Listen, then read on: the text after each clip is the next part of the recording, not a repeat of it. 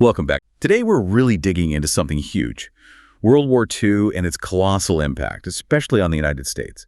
This wasn't just another war, it fundamentally yanked the U.S. out of isolation, out of the Great Depression, and completely reshaped its place in the world. Our goal here is to trace that journey, from the storm clouds gathering globally to the massive shifts happening right here at home, and finally to the war's incredibly dramatic end. Yeah, and what really jumps out from the materials is how the war absolutely forced the U.S. to ditch those long-held isolationist ideas. It became this huge catalyst. On one hand, you saw the surge of national unity in some ways, but it also threw these deep existing divisions within America into really sharp relief. That duality is striking. Definitely. I mean, it wiped out the Depression's unemployment, finally. But at the same time, it highlighted, sometimes tragically, the racial and ethnic divides, even on the front lines. Absolutely. To really get how America ended up there, we need to rewind a bit. Back to after World War I. You remember President Wilson's big idea? Oh, yeah, the war to end all wars. Exactly. And his dream of collective security through the League of Nations. But, well, it didn't quite pan out, did it? America basically turned inward, dealt with its own problems, and the world. Well, it started cracking apart again. It really did. Those interwar years were just incredibly turbulent, especially in Europe. You had empires collapsing, economic chaos, lingering bitterness from the First War. It was perfect breeding ground for aggressive new ideologies. Our sources show this rapid rise of totalitarianism, like Mussolini's fascism in Italy. He just seized on that widespread frustration, promising unity, militarism, total state loyalty, his whole totalitario concept, a complete state takeover of life. And while that's happening in Italy, you've got the seeds of something even more horrifying being sown in Germany. How did Hitler manage to harness that same kind of desperation?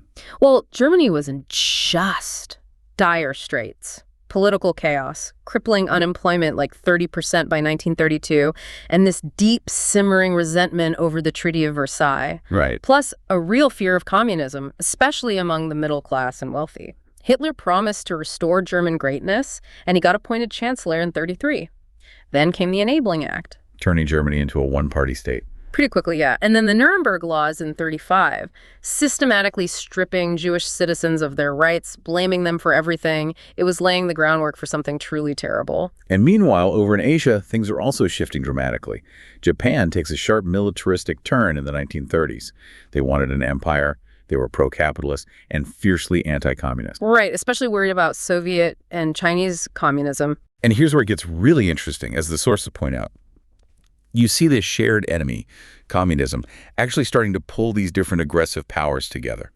Japan, Germany, Italy later. They signed the Anti-Comintern Pact. Forms the basis of the Axis powers, doesn't it? And that shared ideology quickly turned into action. Japan sets up the puppet state of Manchukuo in China in 1931.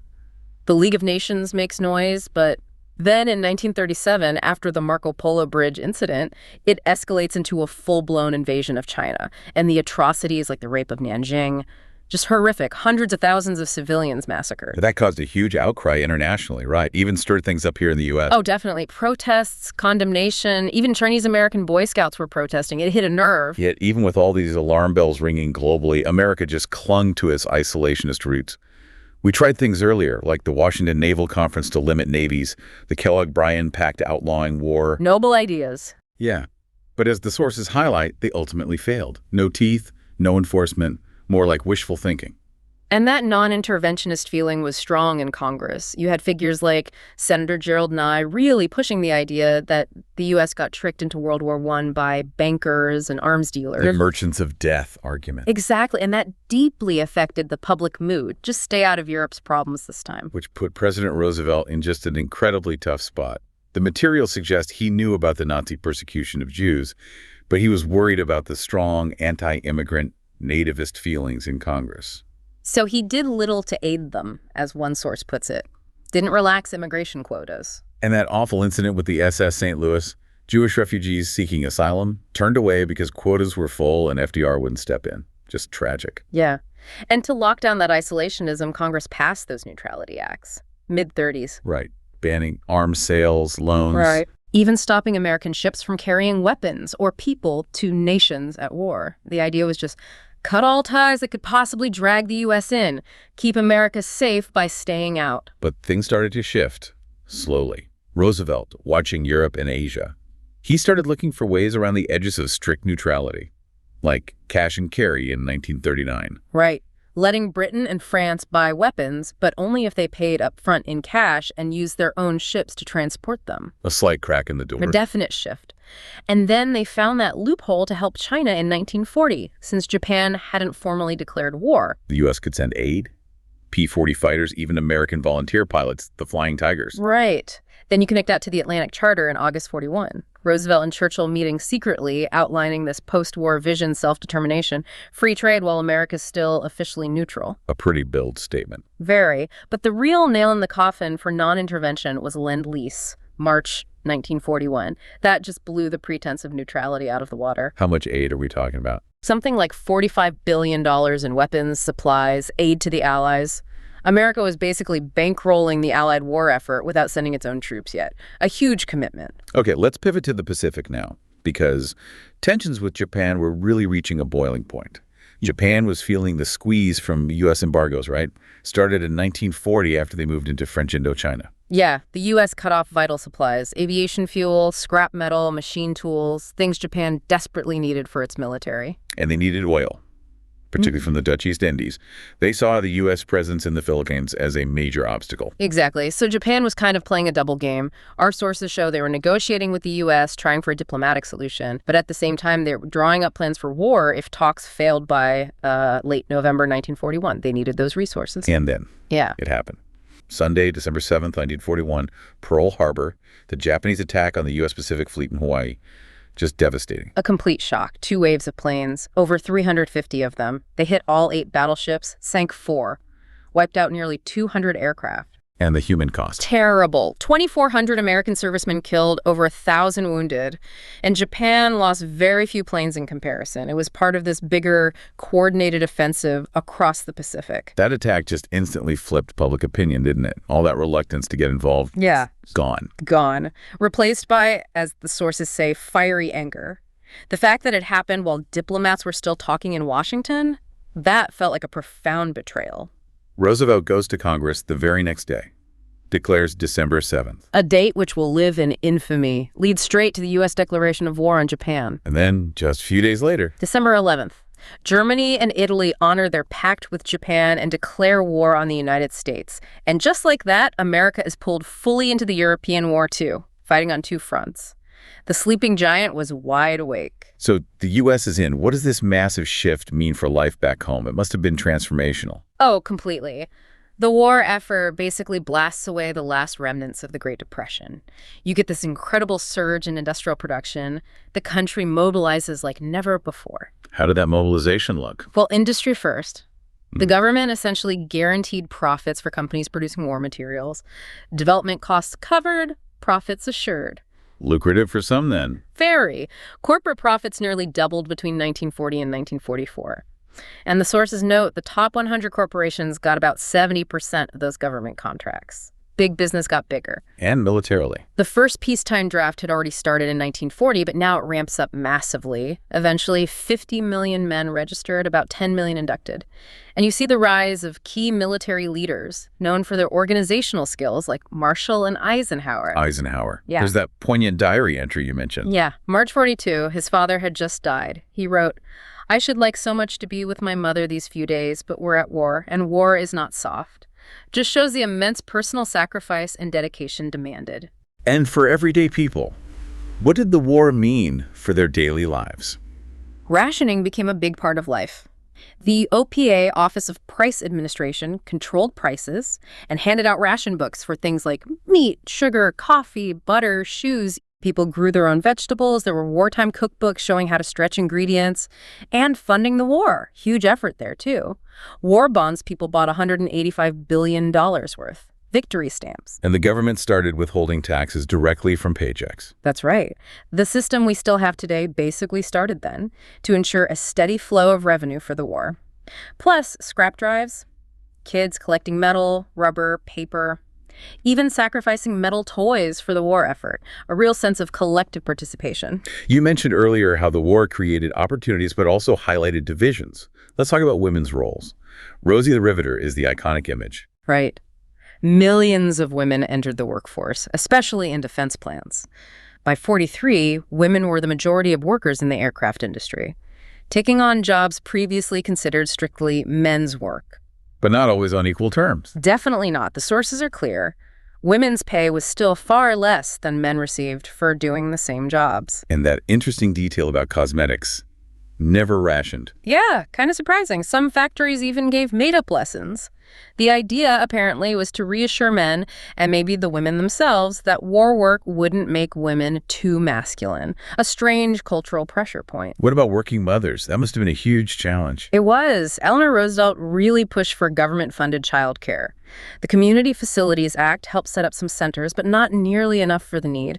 And yes, there were reports, or at least concerns, about rising juvenile delinquency, often blamed on mothers working outside the home. And women served in uniform, too. Absolutely. Around 350,000 women served in the military: nurses, drivers, clerks, mechanics. And the WASPs, the Women's Air Force Service Pilots, flew military aircraft in non-combat roles. Crucial work, often overlooked. Some worked on top-secret stuff, too, like the Manhattan Project. Now, for African Americans, the war presented this fundamental contradiction, doesn't it? Fighting fascism abroad while facing segregation and discrimination at home. Precisely. That's the heart of the Double V campaign. Victory against fascism overseas, victory against racism at home. It was a powerful rallying cry, really laying groundwork for the post-war civil rights movement. How did they push for change during the war? Well, you had figures like Mary McLeod Bethune working with Eleanor Roosevelt, leading to African-American women becoming officers in the Women's Army Corps, and A. Philip Randolph's threatened march on Washington in 1941. That was huge. He forced Roosevelt's hands, right? He did. To avert the march, FDR signed Executive Order 8802. It banned racial discrimination in defense industries and created the Fair Employment Practices Committee, a major concession driven by the threat of mass protest. But progress was slow, and tensions remained high. The sources mention race riots. Yeah, serious riots in Detroit, Harlem, Beaumont, Texas, and persistent discrimination and mistreatment of Black servicemen, especially in the South. Even Eisenhower got involved, asking for investigations into how Black troops were being treated. Yet you also had incredible examples of service, like the Tuskegee Airmen. Absolutely. These highly skilled African-American combat pilots fought with immense distinction against both the enemy and prejudice. Eleanor Roosevelt's flight with one of their pilots was a very public statement against racism. What about other groups? Mexican Americans, for instance. They contributed significantly, too. The Bracero program brought thousands of Mexican laborers, mostly for agriculture, to fill wartime shortages, and about 350,000 Mexican Americans served in the military. But they also faced prejudice, leading to things like the Zoot Suit riots. Right. In L.A. in 1943, young Mexican Americans often wore these distinctive zoot suits. They used a lot of fabric, which violated wartime rationing rules on cloth. So they were seen as unpatriotic. Exactly. Un-American, flashy, even delinquent by some. This tension exploded when white sailors and civilians attacked young Mexican-American men wearing the suits. It was ugly, fueled by prejudice despite their community's significant military service. Which brings us to perhaps the most difficult part of the Homefront story, something your sources cover in detail: the internment of Japanese Americans. In a war for freedom. How did this happen? It's a dark chapter. Following Pearl Harbor, fueled by fear, racism, and political pressure, Roosevelt signed Executive Order 9066 in February 1942. What did that order do? It authorized the military to designate areas from which any or all persons may be excluded. This was used to forcibly remove about 120,000 people of Japanese ancestry, two-thirds of whom were American citizens from the West Coast. And they were sent to internment camps. Yes, relocated to 10 remote guarded camps in the interior of the country. This happened despite a government study commissioned by Roosevelt before the order, finding little evidence of potential disloyalty among them. Fear won out over facts. Interestingly, Japanese Americans in Hawaii, much closer to the war zone, were largely not interned. What were conditions like in the camps? Dismal. Overcrowded barracks, poor sanitation, surrounded by barbed wire and guard towers, families lost homes, businesses, possessions allowed to bring only what they could carry. Yet they tried to maintain some normalcy. Incredibly, yes. They set up schools, churches, newspapers, gardens, tried to build communities under impossible circumstances, a real testament to resilience. Were other groups interned on this scale? No. While some German and Italian nationals were detained, it was a tiny fraction compared to the Japanese-American community, where virtually everyone on the West Coast was rounded up. And the crucial point the sources emphasize, not a single Japanese-American internee was ever convicted of espionage or sabotage. And yet, despite this injustice, many served in the U.S. military. Yes, most famously, the 442nd Regimental Combat Team, composed almost entirely of Japanese Americans, many recruited from the camps.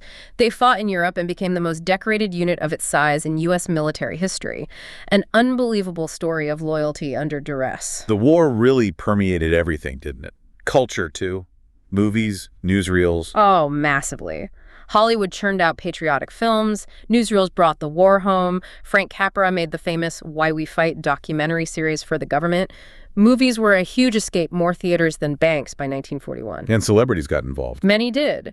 Stars like Jimmy Stewart and Tyrone Power served. Entertainers like Josephine Baker weren't just performing for troops, she was actually smuggling messages for the French resistance. Yeah. And that E.B. White quote you found, defining democracy. Yeah, it really captures the everyday feel of what people thought they were defending, not just grand ideals, but the line that forms on the right, the don't shove, the mustard on the hot dog, the simple decencies and freedoms contrasting sharply with totalitarianism. Okay, let's shift back to the global stage. America's in, the home front is mobilized. What was the overarching military strategy? Despite Pearl Harbor, the decision was Europe first. Roosevelt and the military leadership believed Nazi Germany posed the greater long-term existential threat to freedom and democracy. Defeating Hitler was the priority. Which meant close coordination with allies, particularly Britain and the Soviet Union. The big three. Exactly. Churchill, Roosevelt, and Stalin. Their wartime conferences were crucial. At Casablanca in early '43, Churchill convinced Roosevelt to postpone invading France and go for Sicily instead, the soft underbelly strategy. And Roosevelt announced the unconditional surrender doctrine there. Yes, partly to reassure Stalin, who constantly feared the Western Allies might make a separate peace with Hitler. Unconditional surrender meant fighting until Germany and Japan were totally defeated. Stalin desperately wanted that second front in France, though. He did. The Soviets were bearing the brunt of the fighting, losing millions. At Tehran, later in '43, the Big Three finally agreed on the cross-channel invasion Operation Overlord. So the European campaign unfolds. North Africa first, then Italy. A tough slog. Very tough. Italy was mountainous, heavily defended. But the major event everyone was waiting for was D-Day, June 6th, 1944. The Normandy landings. So the second front becomes a reality. The massive reality. 24,000 Allied paratroopers dropped behind enemy lines, then the amphibious landings on the beaches. Huge casualties that first day, over 10,000 Allied soldiers killed, wounded, or missing. But they secured a foothold. And that led eventually to Germany's final big push. The Battle of the Bulge. December '44, Hitler's last gamble in the West. A surprise attack caused massive American casualties, maybe 90,000, but the Allies held and pushed back. Germany's offensive power was broken after that. As Allied troops pushed into Germany, they started uncovering the full horror of the Holocaust, didn't they? Yes. While reports had filtered out, the liberation of the camps revealed the true sickening scale of Nazi genocide. Dachau was one of the first, established way back in '33, but the extermination camps, mostly in Poland, were built specifically for mass murder from '41 onwards. 11 million victims. At least. Jews primarily, but also Roma, gay people, Jehovah's Witnesses, political prisoners, anyone deemed undesirable by the Nazis. Systematically worked to death, starved, shot, gassed.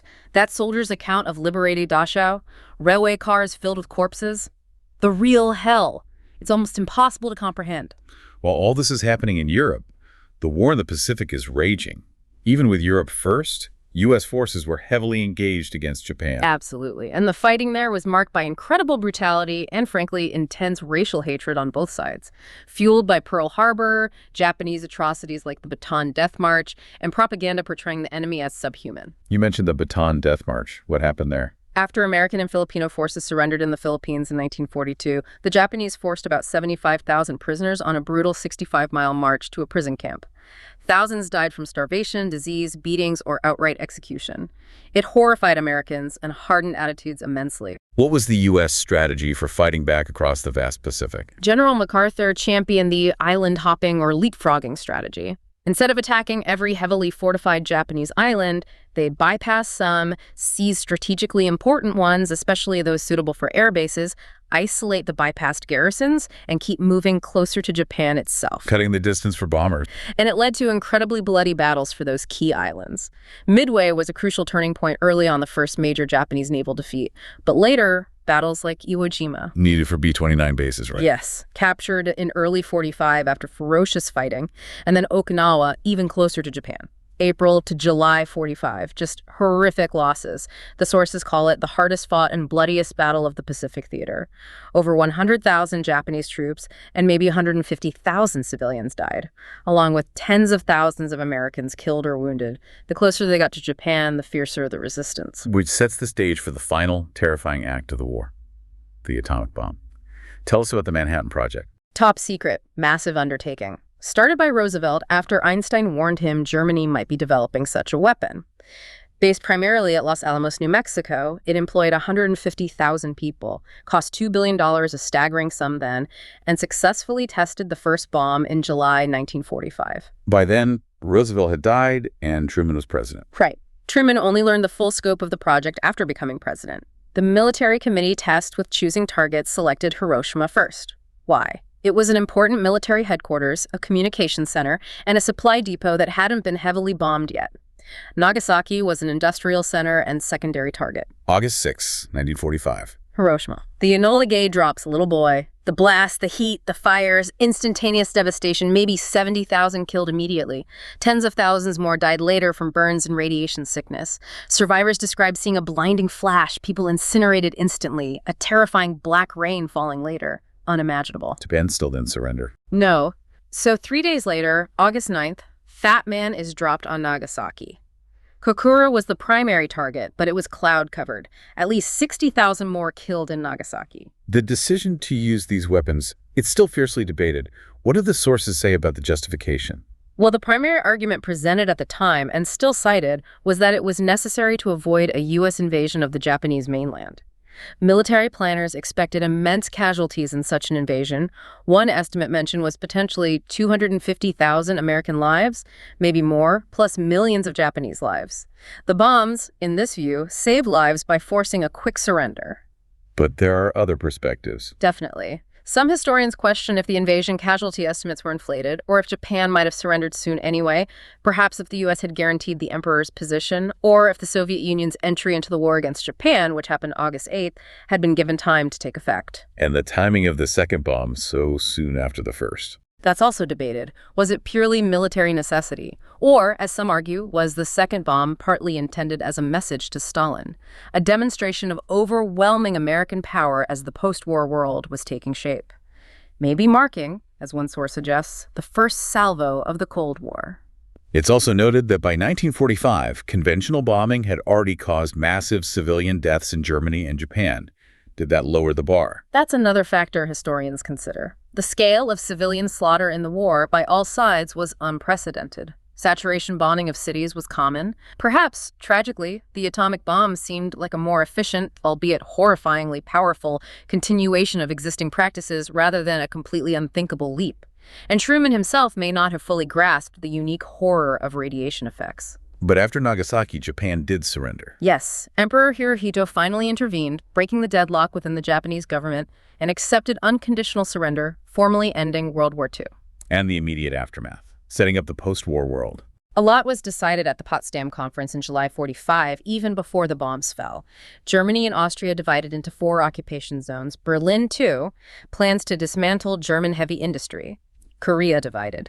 Prosecution of war criminals agreed upon. And crucially, the founding of the United Nations in October 1945, hoping to prevent future global conflicts. So looking back across this whole deep dive, we see America starting out deeply reluctant to get involved, then thrust into this global cataclysm, mobilizing everything at home, experiencing both incredible unity and painful division, fighting across 2 oceans, and emerging finally as a dominant global superpower. Absolutely. This dive really underscores how World War II didn't just defeat fascism, it fundamentally changed America's DNA, its role in the world. It guaranteed the U.S. would never again retreat from the global stage.